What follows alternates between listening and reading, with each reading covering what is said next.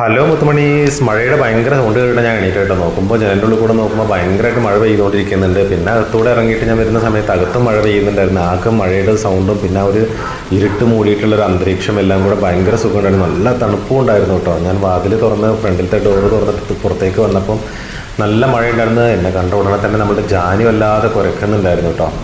എന്തൊരു മഴ എന്ന് വെച്ച് കഴിഞ്ഞാൽ ഒടുക്കത്തെ മഴ എപ്പോഴോ തുടങ്ങിയെന്ന് എനിക്കറിയില്ല. കാരണം ഞാൻ രാത്രി നല്ല ഉറക്കമായിരുന്നു.